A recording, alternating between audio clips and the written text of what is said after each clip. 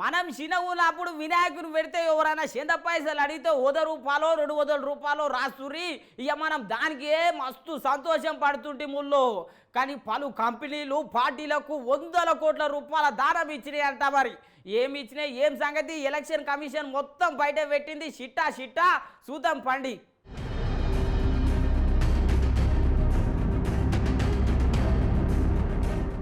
ఎన్నికల పుణ్యమో ఏందో తెలియదు గాని పార్టీల లెక్కలన్నీ బయట పెట్టిందులో ఎలక్షన్ కమిషన్.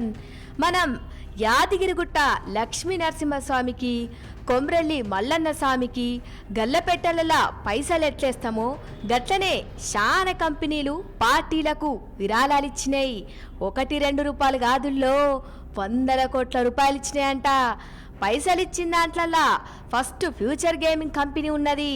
అటెనక అన్ని పార్టీలకు 1368 కోట్ల రూపాయలు ఇచ్చింది. అటెనక 2వ నెంబర్ల మన హైదరాబాద్ మెగా ఉన్నది.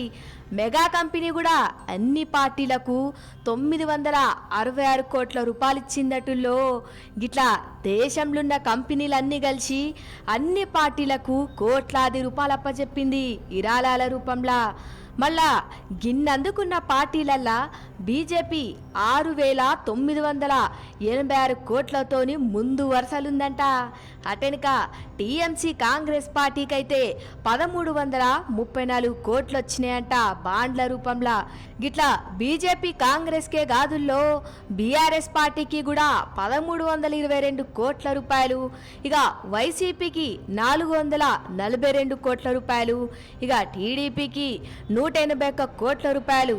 గిట్లా అన్ని పార్టీలకు అందినాయి ముడుపులు.